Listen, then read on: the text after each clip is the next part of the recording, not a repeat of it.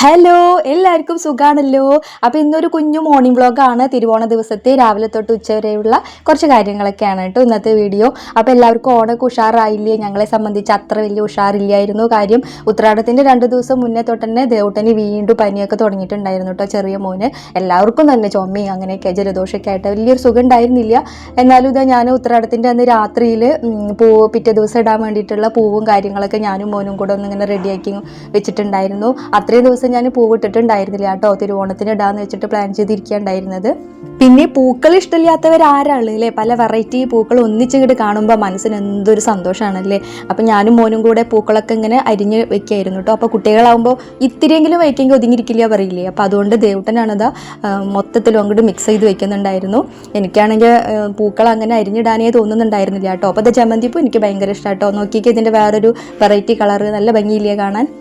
അങ്ങനെ പൂക്കൾ അങ്ങോട്ട് സെറ്റാക്കി. പിന്നെ പച്ചക്കറികൾ ഞാൻ അരിയാൻ നിന്നില്ല കേട്ടോ. പിറ്റേ ദിവസം രാവിലെ നേരത്തെ എണീറ്റിട്ട് ഞാൻ അവിയലിനൊക്കെ വേണ്ടിയിട്ടുള്ള പച്ചക്കറികളൊക്കെ ഞാൻ അപ്പോഴാണ് സെറ്റാക്കിയിട്ടുണ്ടായിരുന്നത്. എനിക്കാണെങ്കിൽ എണീറ്റപ്പോൾ ചെറുതായി പനിക്കണ പോലെയൊക്കെ ഉണ്ടായിരുന്നു. മോനുണർന്നു കഴിഞ്ഞ് പിന്നെ പണി കിട്ടിയാലോ വിചാരിച്ചിട്ട് ഞാൻ ഏട്ടനെ ഒന്ന് വിളിക്കാൻ പോയില്ല. അങ്ങനെ വേഗം പച്ചക്കറികളൊക്കെ സെറ്റാക്കിയതിന് ശേഷം പിന്നെ വീടൊക്കെ ഒന്ന് അടിച്ചു വാരി തുടയ്ക്കാനൊക്കെ നിന്നു. അത് കഴിഞ്ഞിട്ട് ഞാൻ വേഗം ചായയും പുട്ട് പിന്നെ നേന്ത്രപ്പഴം ഇഡ്ഡലിത്തട്ടിൽ അങ്ങോട്ട് വേവിച്ച് എടുത്തിട്ടുണ്ടായിരുന്നു. അതിൻ്റെ ഇടയിൽ ഞാൻ ചായയും കുടിച്ചു. ചായ കുടിച്ചതിന് ശേഷം പിന്നെ ഞാനൊരു ടാബ്ലറ്റ് എടുത്ത് കഴിച്ചിട്ടുണ്ടായിരുന്നു കേട്ടോ. അങ്ങനെ വേഗം പോയിട്ടൊന്ന് കുളിച്ചു. കുളിയൊക്കെ കഴിഞ്ഞ് ഭഗവാനൊക്കെ ഒന്ന് തൊഴുതതിന് ശേഷം അപ്പോഴത്തേക്കും മക്കളും ഏട്ടനൊക്കെ ഉണർന്നിട്ടുണ്ടായിരുന്നു. അപ്പം ഞാൻ ഏട്ടൻ്റെ അടുത്ത് പൂക്കൾ ഇടാൻ വേണ്ടിയിട്ട് കുഞ്ഞൊരു ഡിസൈൻ വരച്ചു തരാൻ പറഞ്ഞിട്ടുണ്ടായിരുന്നു കേട്ടോ.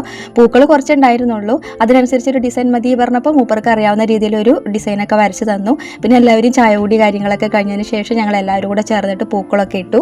പൂക്കളൊക്കെ ഇട്ട് വന്നപ്പോഴത്തേക്ക് ഡിസൈനൊക്കെ മാറിപ്പോയിണ്ടായിരുന്നു കേട്ടോ. ഞാൻ ഏതായാലും ഒരു ചിരാതും കൂടെ കൊളുത്തിയിട്ട് അങ്ങനെ വെച്ചിട്ടുണ്ടായിരുന്നു. പിന്നെ നമുക്ക് സദ്യയൊക്കെ ഉണ്ടാക്കണമല്ലോ. അപ്പോൾ ഞാൻ ഹസ്ബൻഡിൻ്റെ ചേച്ചി അവിടെ വന്നിട്ടുണ്ടായിരുന്നു. ചേച്ചിനെയും പിടിച്ചിരുത്തിയിട്ട് ഒരു ഫോട്ടോ ഒക്കെ എടുത്തിട്ടുണ്ടായിരുന്നു. പിന്നെ ഞാൻ ഡ്രസ്സൊക്കെ മാറ്റി നേരെ കിച്ചണിലേക്ക് പോയി. എൻ്റെ സദ്യ റെസിപ്പീസൊക്കെ മുമ്പുള്ള ബർത്ത്ഡേ വ്ളോഗിലൊക്കെ ഞാൻ ഉണ്ടാക്കുന്നത് കാണിച്ചിട്ടുള്ളതുകൊണ്ട് ഞാൻ ഇതിൽ ഉൾപ്പെടുത്തിയിട്ടില്ല കേട്ടോ. പക്ഷേ പായസം ഒരു സ്പെഷ്യലായിരുന്നു. ഇളനീർ ചവ്വരി പായസമായിരുന്നു. ഞാൻ ഫസ്റ്റ് ടൈമാണ് വീട്ടിലുണ്ടാക്കി നോക്കണത്. അപ്പോൾ ഞാൻ അതിൽ പറഞ്ഞ പ്രകാരം തന്നെയാണ് ഉണ്ടാക്കിയിട്ടുണ്ടായിരുന്നത്. പാല് തിളപ്പിച്ചിട്ട് നമ്മൾ മിക്സ് അതിലേക്ക് ഇടുന്നു. പിന്നെ വാങ്ങി വെക്കാൻ നേരത്ത് കുറച്ച് നെയ്യ് മാത്രം ചേർത്ത് കൊടുത്തിട്ടുള്ളൂ കേട്ടോ. വേണമെങ്കിൽ അണ്ടിപ്പരിപ്പൊക്കെ ചേർത്ത് കൊടുക്കാം. നല്ല ടേസ്റ്റ് ഉണ്ടായിരുന്നു കേട്ടോ പായസം. ട്രൈ ചെയ്ത് നോക്കാത്തവരൊന്ന് നോക്കി നോക്കൊണ്ടു. ഇടയ്ക്ക് നമുക്ക് ആ ചവ്വരി മാത്രമേ കഴിക്കാൻ കിട്ടുള്ളൂ കേട്ടോ. അങ്ങനെ ഞാനൊരു കുഞ്ഞു സദ്യ പെട്ടെന്ന് തന്നെയൊക്കെ ഉണ്ടാക്കി. ഏട്ടൻ്റെ ഒരു സുഹൃത്ത് എല്ലാ വർഷവും ഊണൊഴിക്കാൻ വരാറുണ്ട്. ഇവിടെ അയൽവാസി തന്നെയാണ്. അപ്പോൾ ഞങ്ങൾ മൂപ്പരെ അങ്ങനെ വെയിറ്റ് ചെയ്തു. സദ്യയൊക്കെ ഞാൻ അവിടെ ടേബിളിൽ കൊടുന്ന് വെച്ചു, കറികളൊക്കെ. പിന്നെ ദേവട്ടനാണെങ്കിൽ രാവിലെ കാര്യമായിട്ടൊന്നും കഴിക്കാത്തതുകൊണ്ട് ഞങ്ങൾ ഇരിക്കുന്നതിൻ്റെ മുന്നേ തന്നെ കുറച്ച് ഭക്ഷണം ഇങ്ങനെ ഏട്ടൻ കൊടുത്തുകൊണ്ടിരിക്കുന്നുണ്ടായിരുന്നു കേട്ടോ. ഇത്തിരി കഴിഞ്ഞപ്പോൾ വിശ്വാൻ്റെ സുഹൃത്ത് ഊണ് കഴിക്കാൻ വന്നിട്ടുണ്ടായിരുന്നു. അങ്ങനെ എല്ലാവരും കൂടെ ഫുഡൊക്കെ കഴിച്ചു. മൂപ്പര് ചെറുപഴം കൊണ്ടുള്ള പായസം എന്നാണ് വിചാരിച്ചിട്ടുണ്ടായിരുന്നു കേട്ടോ. അപ്പം ഞാൻ പറഞ്ഞു ഇളനീർ പായസമാണെന്ന്. കഴിക്കുമ്പോൾ നമുക്ക് അങ്ങനെ ഒരു ടേസ്റ്റ് തോന്നുകയും ചെയ്യും. അങ്ങനെ എല്ലാവരുടെയും കഴിക്കല് കഴിഞ്ഞ് ഞാനും കഴിച്ചു. കഴിച്ച് കഴിഞ്ഞൊരു ഫോട്ടോഷൂട്ടൊക്കെ പതിവുള്ളതാണ്. പക്ഷേ ഇത്തവണ ആർക്കൊരു മൂഡില്ലാത്തതുകൊണ്ട് അതൊന്നും ഉണ്ടായില്ല.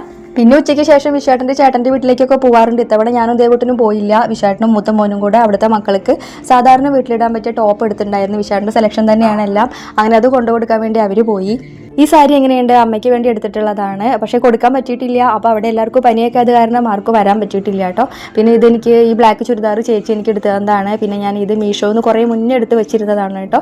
അപ്പോൾ എനിക്ക് മാത്രമല്ല മക്കൾക്കും ഏട്ടനൊക്കെ ഉണ്ട് ഡ്രസ്സുകൾ. ഞാനിത് മാത്രം കാണിച്ചു എന്നുള്ളൂ. ഇവിടുത്തെ അമ്മായിയൊക്കെ എടുത്ത് കൊടുക്കാറുണ്ട്. അതൊക്കെ തന്നെയല്ലേ ഒരു ഓണം എന്ന് പറയുമ്പോൾ അല്ലേ.